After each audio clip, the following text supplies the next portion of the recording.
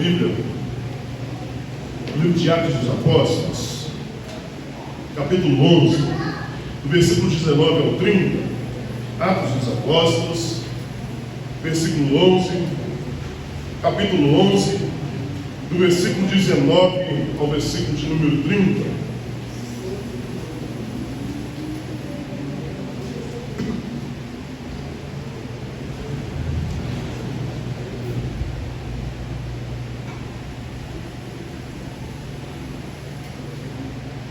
Bem, a palavra do Senhor diz assim: os que foram dispersos pela tribulação que se deu por causa de Estevão foram para a Fenícia, Cipre e Antioquia, e anunciando a palavra apenas aos judeus.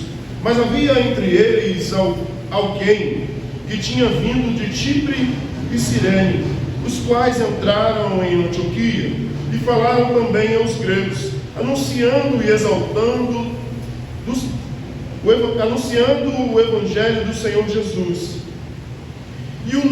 E a mão do Senhor era com eles. E um grande número de pessoas creu e se converteram ao Senhor. Quando a notícia sobre essas coisas chegou aos ouvidos da igreja em Jerusalém, enviaram Barnabé a Antioquia. E ali chegando Barnabé, alegrou-se ao ver a graça de Deus, e exortava a todos, e perseveravam no Senhor com firmeza de coração. Porque era um homem bom, cheio de Espírito Santo e de fé, e muita gente uniu ao Senhor. Então Barnabé partiu para Tarso em busca de Saulo. Tendo achado, levou-o a Antioquia, e durante um ano inteiro reuniram-se naquela igreja e instruíram muita gente. Em Antioquia, os discípulos foram chamados de cristãos pela primeira vez. Naqueles dias, profetas desceram de Jerusalém para Antioquia, levando-se um deles chamado Ágapo. Indicou pelo Espírito que havia uma grande fome em todo o mundo, que ocorria no tempo de Cláudio. E os discípulos, cada um conforme sua posse, resolveram enviar ajuda. Os irmãos que habitavam na Judéia, e assim fizeram, enviando aos presbíteros pelas mãos de Barnabé e Saulo. Amém. Poderoso Deus e eterno Pai, aqui nós estamos, Senhor, mais uma vez, Senhor, diante da Tua presença e diante da Tua poderosa palavra, te pedindo, Senhor, fala aos nossos corações. Continua, Senhor, a fazer e a falar, Senhor, assim como o Senhor já tem falado desde a abertura desse culto. Nós te pedimos, Senhor, fala aos nossos corações, porque aqui estamos, Senhor, para ouvir a Tua poderosa voz. Que eu diminua para que Tu cresças, que eu suba para que Tu apareça. O que nos importa, Senhor, é ter o Teu nome reconhecido, é ter o Teu nome exaltado, é ter o Teu nome proclamado neste lugar. Por isso, Pai, nós te pedimos, fala aos nossos corações. Fala, Senhor, porque estamos aqui atentos para Te ouvir. E que cada um saia daqui deste lugar dizendo: o Senhor falou comigo neste lugar. Foi o Senhor quem me instruiu, foi o Senhor quem falou. Por isso, Senhor, usa-nos, Senhor, pela misericórdia do Teu santo nome. E que o Senhor seja exaltado e proclamado. É o que nós te pedimos em nome de Jesus. Amém. Queridos irmãos, domingo passado nós vimos quando Pedro se justifica diante da igreja de Jerusalém. Quando Pedro se justifica diante dos apóstolos. Quando a ele é interrogado por ter pregado na casa do gentio, na casa de Cornélio, centurião Cornélio. Pedro é interrogado o porquê ele entrou na casa de um gentio e levou assim a palavra. E Pedro começa a dizer o que tinha acontecido. Pedro disse que estava em um determinado local e viu numa visão como se fosse um lençol descendo dos céus, e onde dentro daquele lençol tinha diversos animais quadrúpedes, seres que voam, animais répteis. E ouvia uma voz dizendo para ele durante 3 vezes: Pedro, mata e come. E ele disse: Senhor, como comerei se nada, eu nunca comi nada de impuro. E ele conta que no mesmo momento, esse homem chamado Cornélio estava orando e aparece para ele um anjo, dizendo a ele que a sua esmola, a sua busca, as suas orações tinham subido aos céus, mas que ele precisaria chamar Pedro. Disse onde Pedro estava, e ele, sem demora, manda 2 homens a chamar Pedro.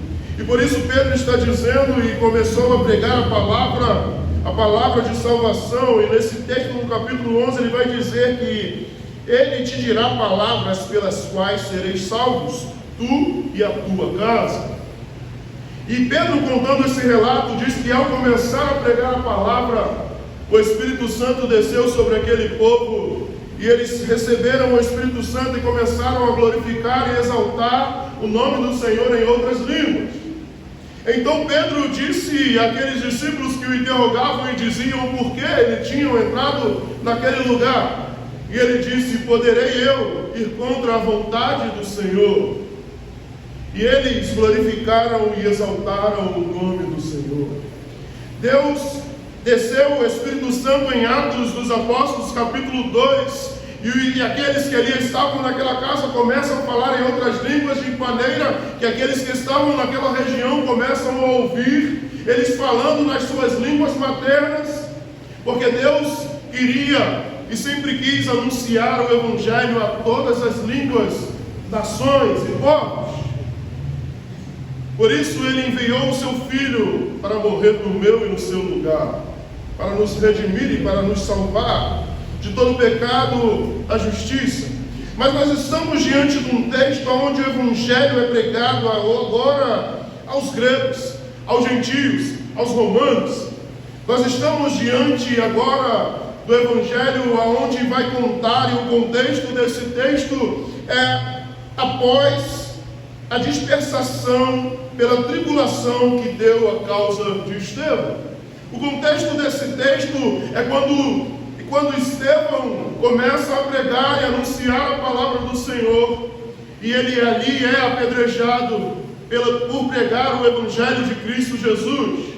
Então, a igreja que estava toda reunida em Jerusalém, a igreja que estava toda reunida numa cidade, estavam vivendo em comunhão, de casa em casa, no partir do pão, começa a se dispersar. Mas ela se dispersa, mas ela continua a pregar e anunciar a palavra de salvação. Ela continua a anunciar e a pregar o Evangelho de Cristo Jesus. Por isso, nesse texto ao qual acabamos de ler, nós vamos ver a perseguição após a morte de Estevão espalha os cristãos, no versículo 19. No versículo 20 e 21, vamos ver evangelizando judeus e gentios em Antioquia. Em 22, no versículo 22 a 24, vamos ver Barnabé enviado a avaliar a nova igreja. No 25 ao 26, nós vamos ver Barnabé busca Paulo e trabalha junto por 1 ano neste lugar. No versículo 26, os discípulos são chamados cristãos pela primeira vez. No versículo 27 a 30, nós vamos ver a igreja envia ajuda aos irmãos da Judéia. Estamos diante desse texto, a qual a igreja é dispersada, a qual a igreja começa a se espalhar por todo canto que havia, com medo de morrerem e de serem apedrejadas, mas começam a anunciar e a pregar a palavra do Senhor. Começam por onde indo, pelo caminho que estavam indo, anunciando e pregando a palavra do Senhor. Começam a fazer o ide, enquanto indo, vá e anuncie a palavra do Senhor. Enquanto você vai ao seu trabalho, anuncie a palavra do Senhor. Enquanto você vai ao mercado, anuncie a palavra do Senhor. Enquanto você vai no médico, anuncie a palavra do Senhor. Enquanto você vai aonde Deus te levar, anuncie a palavra do Senhor. Este povo estava fugindo. mas estava proclamando a salvação. Estavam passando por momentos difíceis, mas não podiam deixar de pregar, não podiam deixar de anunciar o Evangelho que transforma, o Evangelho que muda as vidas, o Evangelho que mudou a vida desses que estavam indo, mas não deixaram de pregar e anunciar a palavra do Senhor. Por isso, estamos diante desse contexto. Deus ele usa uma crise, uma perseguição para espalhar o Evangelho. Deus usa as suas ferramentas para fazer a sua vontade. Deus usa as ferramentas que estão em suas mãos para fazer a sua vontade. A cidade de Antioquia, uma metrópole multicultural e pagã, torna-se um centro missionário.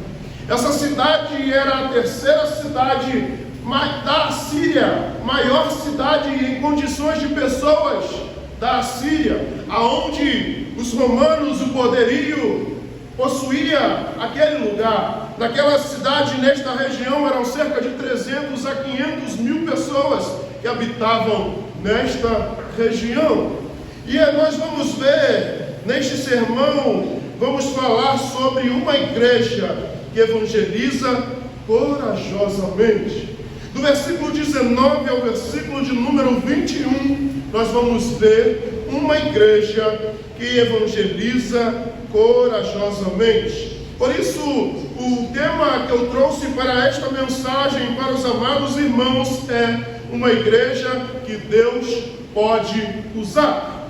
Mas você pode estar se perguntando e dizendo: como assim, pastor? Uma igreja que Deus pode usar? Todas as igrejas não é a igreja do Senhor?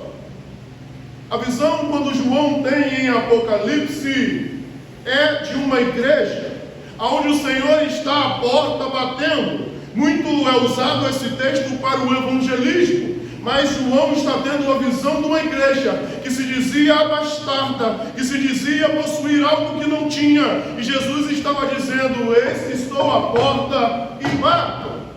Se alguém ouvir e abrir a porta, eu entrarei e cearei contigo. Por isso o tema desta mensagem: uma igreja que Deus possa usar. E a pergunta que nos fica inicialmente é: você tem sido, com seus amados irmãos, uma igreja que Deus pode usar e contar para o crescimento do Evangelho? Nós vamos ver as marcas de uma igreja, nós vamos ver as marcas de uma igreja que evangeliza corajosamente. Por isso, o texto vai nos dizer, do 19 ao 21, nós vamos ver que pregavam também aos gentios, anunciando o Evangelho do Senhor. 20. Mas havia entre eles alguns que tinham vindo de Chipre e de Cirene, os quais, entrando em Antioquia, falavam também aos gregos e anunciavam o Evangelho do Senhor Jesus. Começam a anunciar e proclamar o Evangelho do Senhor Jesus a toda criatura. Começam a anunciar, bem o texto vai nos dizer, assim como Pedro também acreditava e os apóstolos, que eles iam anunciando a palavra apenas aos judeus. Eles acreditavam que Cristo Jesus enviou eles para ir para todas as regiões, aonde tivessem os judeus, e pregassem a palavra somente para os judeus. Mas depois que Pedro vê aquela visão, ele entende que o Senhor não faz acepção de pessoas, que o Senhor não faz acepção de classe, de raça, de língua, de credo. Deus não faz acepção de pessoas. Por isso, alguns aqui, não todos, entenderam a verdadeira mensagem do Evangelho. Alguns aqui entenderam e começaram a pregar a palavra do Senhor para os gregos. começaram fervorosamente a pregar e dizer que Cristo Jesus salva, cura e liberta. Eu sou da época onde a pregação que era pregada era: o Senhor salva, cura e liberta. Eles começaram a contar a respeito de uma salvação que mudou as suas vidas, que mudou a sua mente, mudou o seu pensar, mudou a sua vida. Eles começaram a ir e dizer: você está passando por este problema, você está doente, mas existe um remédio que é Cristo Jesus. Algumas pessoas entenderam o verdadeiro sentido do Evangelho. Após Pedro passar e Deus enviar uma visão a Pedro, ele entende também, os outros apóstolos entenderam que o Senhor quer salvar a todos, não somente judeus, mas a todos aqueles, o povo. Mas o interessante é que a perseguição não silencia os cristãos, mas espalha a semente. A perseguição não silencia os cristãos em Cristo Jesus. A perseguição não silencia, mas espalha a semente. Lembra na época da pandemia, como os irmãos eram crentes? Era orando e marcando para orar no telefone, era olhando live, era pregando, era orando, era louvando, era o tempo todo buscando o Senhor. Era naquele momento que a mensagem começou a se espalhar. Mas quando o povo começa a viver, assim como Israel, a viver em momentos abastardos, começam a dizer: eu não preciso do Senhor. Vivemos num mundo onde a Europa é o ambiente mais difícil de pregar e anunciar a palavra do Senhor, porque eles têm recursos financeiros e acham que não precisam de Cristo Jesus.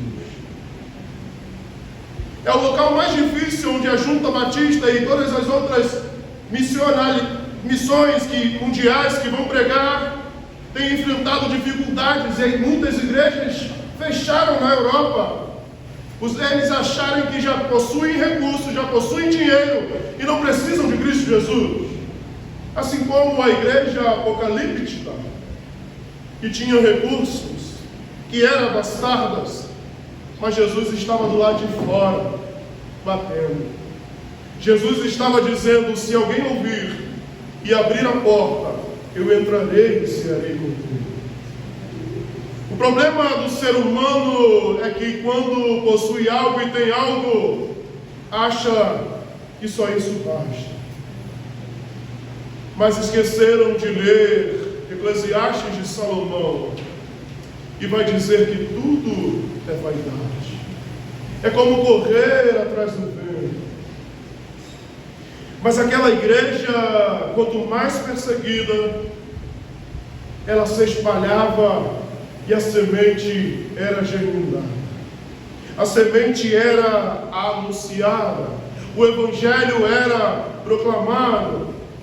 O inimigo de nossas almas talvez até pensa que se levantar contra a minha e a sua vida, você vai parar, você vai desistir. Se a sua esperança está mesmo firmada em Cristo Jesus, você tem que dizer igual o salmista: elevo os meus olhos para os montes, de onde me virá o socorro? O meu socorro vem do Senhor. A igreja do Senhor precisa passar nas dificuldades e atribulações olhando para Cristo Jesus, pois é Ele quem é o autor e consumador da minha e da sua fé. É Ele quem é o Senhor da minha e da sua vida. Eles quebram barreiras culturais, pregam também aos gentios. Eles quebram a barreira cultural. A ordem era pregar somente para os judeus, mas eles começam a pregar para os gentios. A ordem que eles acreditavam ser, não que o Senhor deixou, mas alguns começam a pregar e anunciar a palavra do Senhor aos gentios. A mão do Senhor estava com eles e muitos creram. O interessante é que Lucas, narrador, que escreve o livro de Atos, vai dizer no versículo 21, a mão do Senhor era com eles e um grande número de pessoas creu e se converteu ao Senhor. O interessante e o que nós vamos ver é que a mão do Senhor precisa estar sobre a minha e a sua vida. A mão do Senhor precisa estar sobre a minha e a sua vida. Você quer ter sucesso? Você quer viver uma vida longânima? É necessário chamar a presença do Senhor. É necessário buscar a presença do Senhor. É necessário fazer a vontade do Senhor. Essa igreja estava anunciando e pregando e fazendo e anunciando a palavra do Senhor. Por isso o texto vai nos dizer que a mão do Senhor estava com eles. A mão do Senhor estava com eles. A mão do Senhor estava abençoando. Precisamos, como igreja do Senhor, nos preocupar se verdadeiramente é a mão do Senhor, é o Senhor que está sendo adorado, é o Senhor que está sendo entronizado, é o Senhor que está sendo exaltado em nosso meio. Precisamos, como igreja do Senhor, deixar Deus nos usar. Mesmo em tempos difíceis, Deus está operando.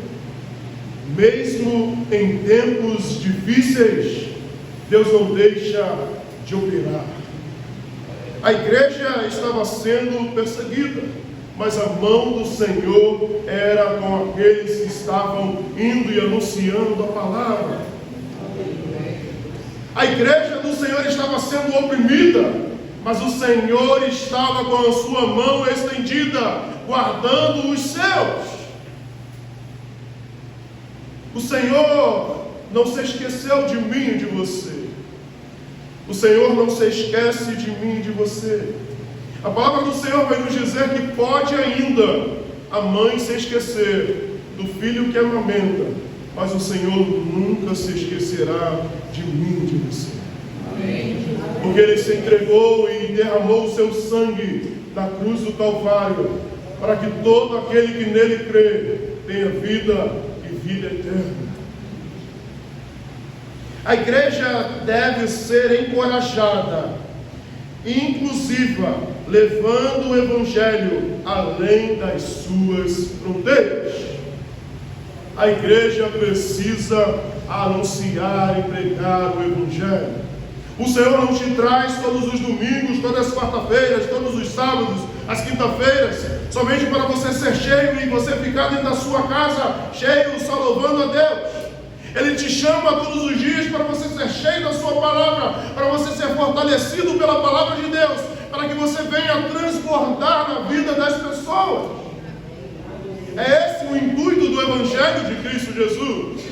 É te fortalecer, é te dar ânimo, é te dar força para prosseguir, para avançar, para continuar declarando e exaltando o nome daquele que é digno de toda honra, de toda glória e de todo louvor.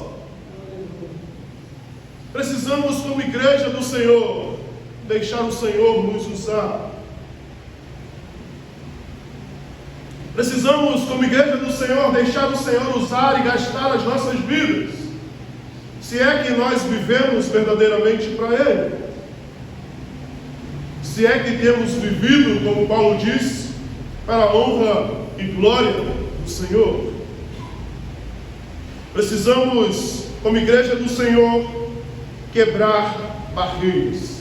Precisamos ir avante, anunciando e proclamando a palavra do Senhor, proclamando um Deus que salva, que cura e que liberta. Precisamos anunciar Cristo Jesus.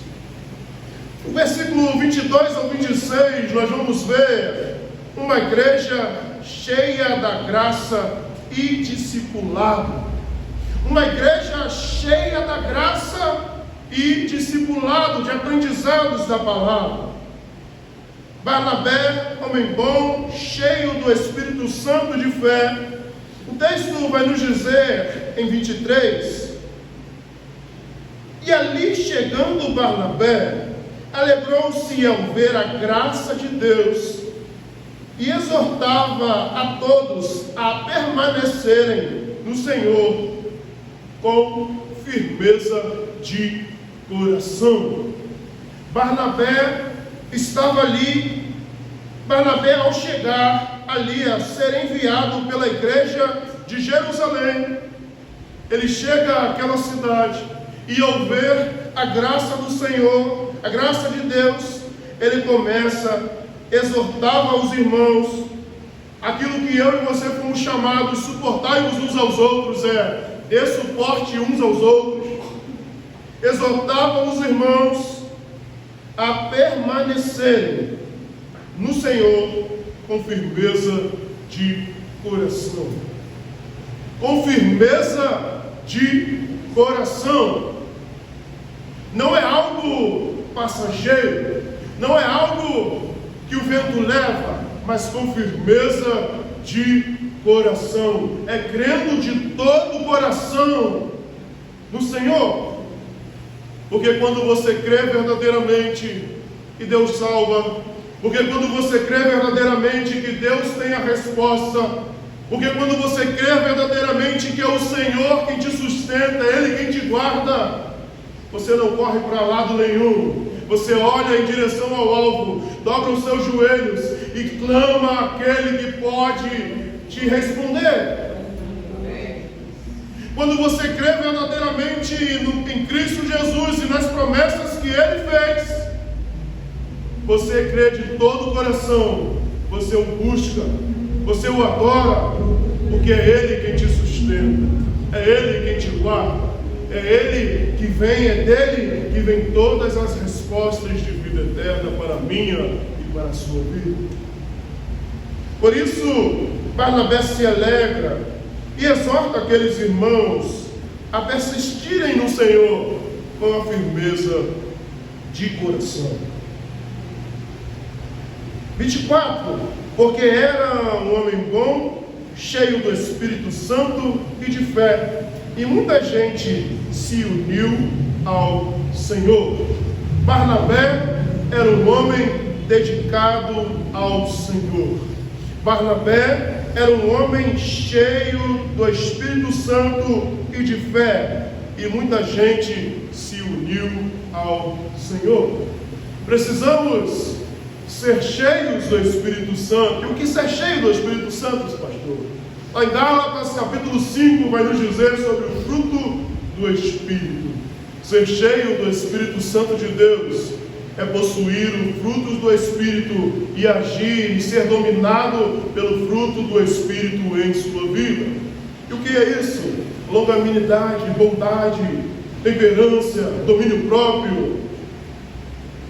E é necessário ter fé. É necessário confiar naquele que te chamou.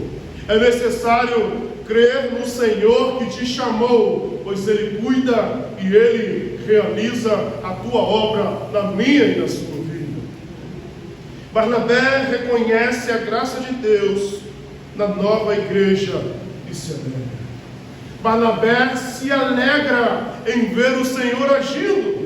Barnabé se alegra em ver o Senhor salvando. Barnabé se alegra em ver o Senhor alcançando vidas.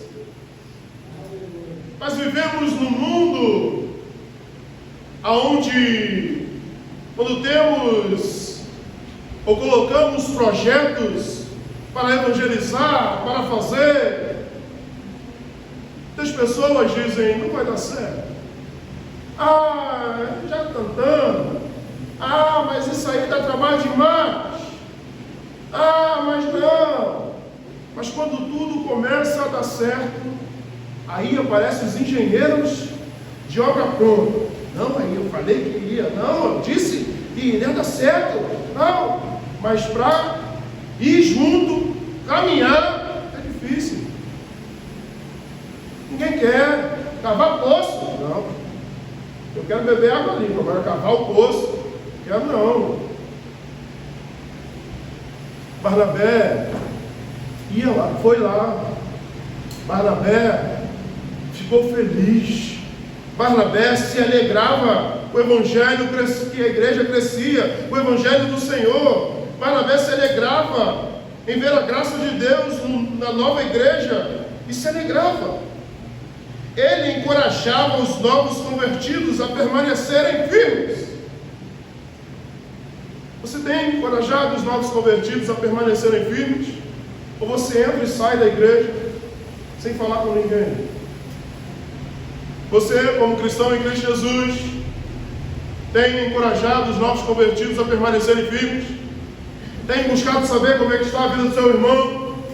Tem buscado saber o que tem acontecido, o que tem passado? Ou você fala assim, não tem nada a ver com isso, salvação individual, eu estou preocupado com a minha e cada um se preocupa com a sua? É isso que nós estamos vivendo hoje. É o evangelho que estamos vivendo aí. É o evangelho, eu estou preocupado com a minha. Quem quiser que se preocupe com a sua. Nós não fomos chamados para isso. Nós fomos chamados para cuidar. Nós fomos chamados para amar como Cristo Jesus amou os seus até o fim. E se formos olhar para a última ceia, Judas estava ao lado de Cristo Jesus e em todo o tempo Cristo Jesus estava ali, chamando ele para perto.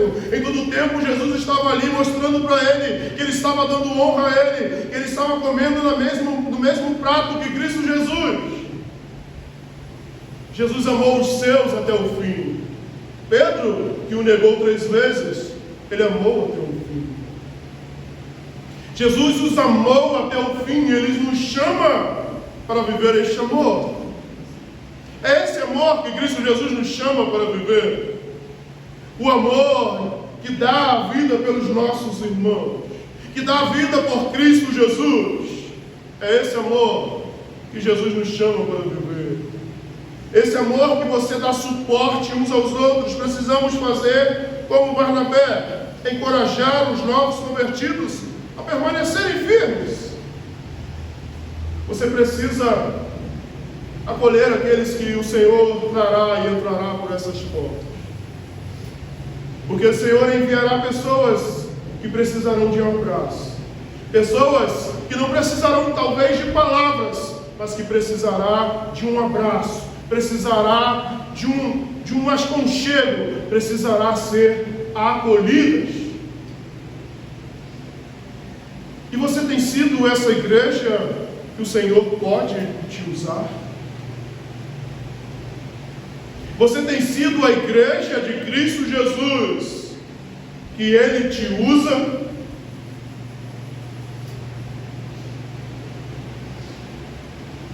Barnabé chama Saulo para ajudá-lo a discipular os crentes por um ano. Barnabé se preocupa no ensinamento que está sendo dado para aquelas pessoas. Barnabé chama Saulo para juntamente os dois ali começarem a proclamar e ensinar, a instruir o povo. Vivemos num mundo onde as pessoas não se preocupam mais em estudo da palavra.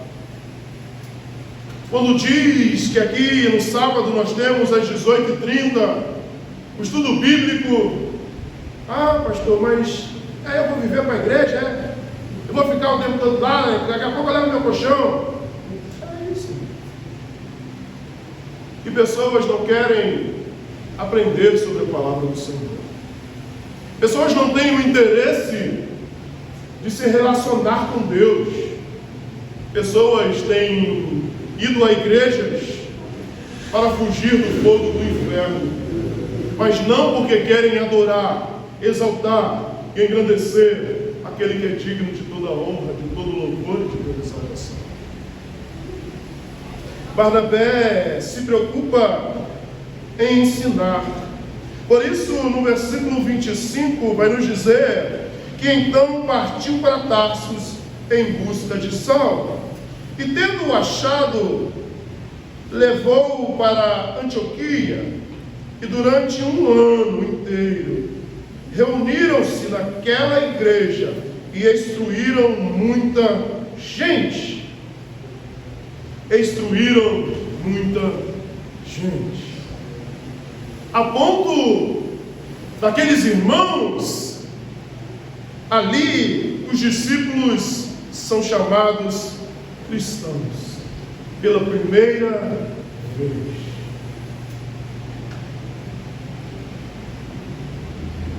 A palavra cristão significa pertencente a Cristo. Aqueles que ali estavam foram instruídos e começaram a ser chamados de cristãos. E esse chamado de cristão não foi pelo povo dentro da igreja, foi o povo que estava fora. Não foi uma forma bonita, eles estavam zombando, porque eles se pareciam com Cristo. Eles se pareciam com Cristo Jesus. Por isso eles são chamados de cristãos. O povo de fora desdenhava e dizia lá aos cristãos: esses se parecem com Cristo, e zombavam. Eu quero ser zombado pelo mundo dizendo que eu me pareço com Cristo Jesus. Eu prefiro virar chacota no mundo e dizerem: vai lá, o servo do Cristo. Estes homens começaram a se parecer com Cristo Jesus. Jesus disse aos seus discípulos em João sobre este novo mandamento que ele vos daria: amai-vos uns aos outros como eu vos amei. E no mesmo texto Jesus vai dizer que a igreja do Senhor seria reconhecida por este amor. Por isso, essa igreja, a igreja que estava numa cidade idólatra, estava numa cidade onde adoravam diversos deuses, uma cidade que era corrompida, multicultural, adoravam diversos deuses, começa a ser reconhecida pelo Senhor. Começa ao povo de fora olhar para eles e ver Cristo Jesus. É isso que eu desejo para mim e para você, meu amado irmão. É isso que eu desejo para a nossa igreja. Por isso nós passamos aqui instruindo, ensinando a palavra, pregando o evangelho da salvação, porque nós queremos ser reconhecidos por Cristo Jesus. Precisamos nos diminuir para que o Senhor cresça em nós. Precisamos sumir para que o Senhor apareça, porque a honra e a glória é dele, e ele não divide com ninguém. Aqueles irmãos eram reconhecidos por viver Cristo Jesus. E aonde você anda? E aonde você vive? As pessoas te conhecem pelo quê? Será que elas se assustam ao você dizer que é evangélico, é cristão? Você é cristão? Nunca imaginei. Ou será que você é reconhecido pela marca de Cristo Jesus? Pelo dom do Espírito Santo de Deus? Uma igreja madura acolhe, ensina, fortalece os novos convertidos. Uma igreja que está madura em Cristo Jesus, ela acolhe, ela ensina, ela fortalece os novos convertidos. Precisamos, como igreja do Senhor, acolher, precisamos ensinar, precisamos estar buscando ao Senhor, para dar do Senhor para as pessoas que o Senhor irá enviar. Ser cristão é um título, não é um título religioso, é viver com Cristo. Ser cristão não é um título religioso. Ser cristão é viver como Cristo viveu. Ah, eu sou cristão, só pelo título, mas a vida... Jesus está lá em cima dizendo assim, lava a sua boca. Eu vou falar, não, está doida, né? Ser cristão tem virado um título, não tem virado mais vida. Ser cristão, eu vou na igreja cristã, eu sou cristão, mas não tem vida. Ser cristão não é um título, é possuir vida, é viver como Cristo. Vamos ver do 27 ao 30, e já estamos partindo para o encerramento. Uma igreja generosa e solidária. Uma igreja que entendeu que o seu tesouro é Cristo Jesus e nada mais importa. Assim como nós vimos no livro de Atos, no livro, de Lucas, que eu estou vendo na congregação, a primeira pesca maravilhosa, onde Jesus pede um barco emprestado, está pescando, está ali pregando para eles, e os homens passaram a noite toda pescando e nada pegaram, estavam lavando as suas redes, e Cristo Jesus pede um barco para anunciar e pregar o Evangelho, e ao terminar o Senhor disse, lança a rede do lado direito, e ele diz, Senhor, pela tua palavra eu vou lançar, e lança, e não conseguem puxar a rede, e a rede estava a ponto de se rasgar, e chamam barcos em volta, e começam a encher os barcos, a ponto do barco quase afundar de tanto peixe. Mas o interessante desse texto é que ao chegar à praia, eles largaram tudo e seguiram a Cristo Jesus. Os peixes já não importavam, as coisas que tinham dentro do barco não importavam, os barcos já não importavam, porque o que eles tinham de tesouro era Cristo Jesus. Uma igreja generosa e solidária. Quando você entende que o seu tesouro é Cristo Jesus, nada mais importa. Cada um conforme a sua posse enviou socorro aos irmãos. O texto vai dizer que um homem chamado Ágapo indicou pelo Espírito que havia uma grande fome. 28. Havia uma grande fome em todo o mundo, que ocorreu no tempo de Cláudio. Lucas está dizendo que ele disse que iria acontecer, mas de fato aconteceu no tempo do imperador Cláudio. Ele está primeiramente contando o que ele tinha dito, e ele está aqui afirmando que ocorreu no tempo do imperador Cláudio. E os discípulos, cada um, conforme sua posse, resolveram enviar ajuda aos irmãos que habitavam na Judéia. Mas aí não é a igreja, é os discípulos. Ele não está falando aqui dos apóstolos. Ele está dizendo aqui no texto anterior que nós lemos, que os discípulos daquela igreja começaram a ser chamados de cristãos. Os discípulos começaram, cada um conforme a sua posse, resolveram enviar ajuda aos irmãos que habitavam na Judéia. A profecia da fome gera ação prática e generosa. Quando o irmão vira para você e diz assim, eu estou passando por um momento difícil, o que você fala para ele? É assim mesmo, irmão, também estou. E você não sabe de nada, irmão, lá em casa, então hoje é um querendo contar uma história pior do que outro. Aí fica a troca de... Aí quem ouve de fora fala assim, eita Deus, está doido. Já viu o crente assim? Não pode contar um problema na sua vida que ele fala assim, rapaz, mas tu não sabe o meu, eu estou pior. E fica competindo para ver quem está pior. Irmão. Fica competindo. Aí um conta, aí outro conta, ele fala, não, mas eu tenho um pior aqui.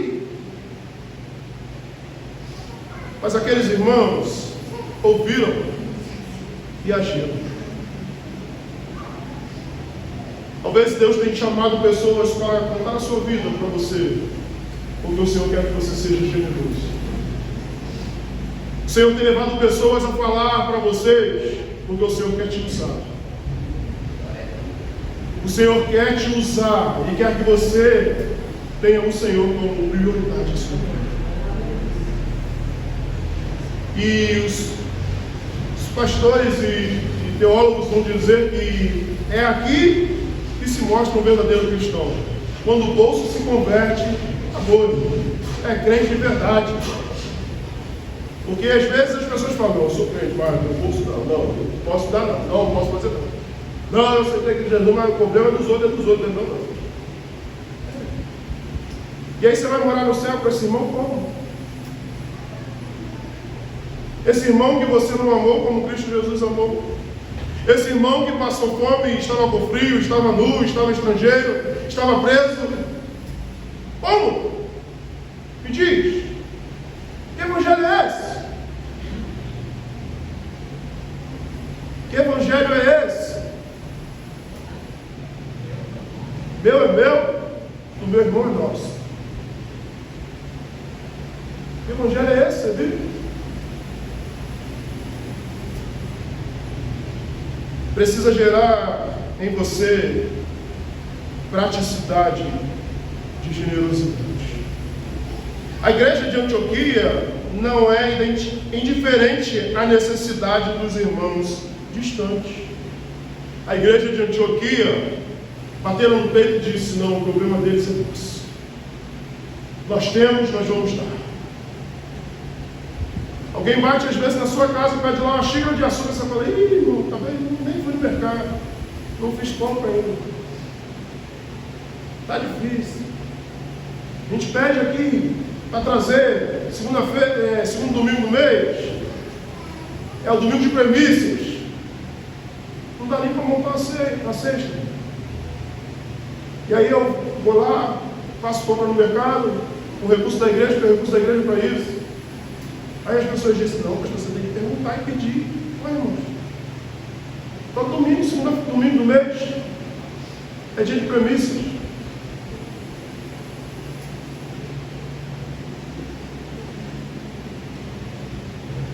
Precisamos não ser indiferentes às necessidades do nosso Senhor. Precisamos acolher e ajudar. Demonstrar unidade é maturidade espiritual. Demonstrar unidade é maturidade espiritual. Quando eu estou unido com o meu irmão, eu estou demonstrando, eu estou maduro espiritualmente. Sabe por quê? Porque o seu irmão não é fácil. Mas você também não é. E quando você está unido no mesmo propósito, estão vivendo juntos na mesma união, você está maduro espiritualmente. Porque você entendeu que por mais que seu irmão seja diferente de você, vocês são irmãos em Cristo Jesus. Por mais diferentes que vocês sejam, vocês participam da mesma família de Cristo Jesus. Por mais que ele seja diferente de você, pense diferente de você, age diferente de você, vocês são pertencentes à mesma família, que é Cristo Jesus. Uma igreja saudável e generosa, sensível e comprometida com os necessitados.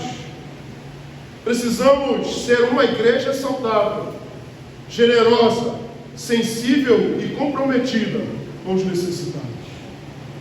Precisamos, como igreja, se você quer verdadeiramente ser usado por Deus, ser generoso, sensível e comprometido com as necessidades. Nossa fé se manifesta na forma como amamos e suprimos os outros. O próprio Cristo Jesus disse: aquele que me ama, obedece os meus mandamentos. Não sou eu que disse, foi Cristo Jesus que disse: aquele que me ama, obedece os meus mandamentos. E qual é os mandamentos do Senhor? Amarás o Senhor teu Deus, acima de todas as coisas, o teu próximo como a ti mesmo. E como demonstra que eu amo a Cristo Jesus, eu amo a Deus, obedecendo o mandamento dele. Por isso que Paulo vai dizer, o maior mandamento é amar o teu próximo como a ti mesmo. Porque quando eu amo o meu próximo, eu estou demonstrando que eu amo o Senhor acima de todas as coisas. Sabe por quê? O meu irmão, ele tem os problemas deles, ele tem as falhas deles, ele tem as dificuldades dele, mas eu amo ele. Eu amo ele. Mas estamos vivendo um evangelho onde está pregando a questão de gosto. Não, eu provei a Giló, eu provei, foi amargo para mim, eu largo de mão. Aonde está isso na palavra de Deus? Aonde? Me traga na Bíblia. É só você pensar. Já pensou se Cristo Jesus pensasse isso de você? Eu cansei. E peca demais. Todo momento que vai, eu acho que vai, desanda. E Jesus falasse assim, já provei, não gostei, vou jogar fora. Já pensou? Se na minha sua vida fosse assim, com a misericórdia do Senhor, Ele não nos chama a viver algo que Ele não viveu, irmãos. Ele amou Judas até o fim. Em todo momento Ele chamava Judas para perto. No momento mais crucial Ele chama que vens, amigo, e recebe o beijo que o trai. Em todo momento Ele está ali amando o seu amigo, a qual Ele chamou.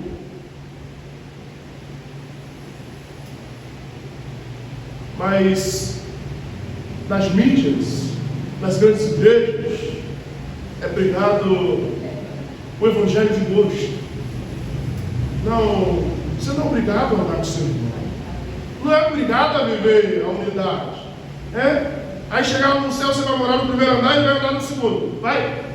Não, aí vai, a gente não vai se ver lá não. Não, vai lá, pastor, vai ser diferente. Vai receber um corpo glorificado, vai ser tudo diferente. Vai, irmão. Se você não conseguiu viver com ele aqui, você vai viver lá como? Se você não conseguiu amar ele aqui, e Cristo Jesus te chamou, uma prova de amor para ele, é você amar o seu irmão, como você vai amar lá? Jesus está te pedindo uma prova de amor. Você quer mostrar que você ama Cristo Jesus? Ame o seu irmão. Não olhe para ele, não olhe para as dificuldades, não olhe para os problemas. Ame a ele. Cuide dele. Dê suporte a ele. Chame ele para perto. Viva Cristo Jesus. Ao contrário, irmãos, nós estamos brincando de ser crente.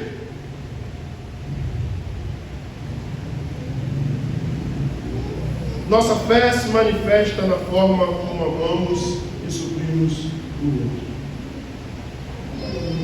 Se eu creio em Cristo Jesus, eu preciso amar. Se eu creio em Cristo Jesus, eu preciso cuidar. Se eu creio em Cristo Jesus, eu preciso suprir. Conclusão.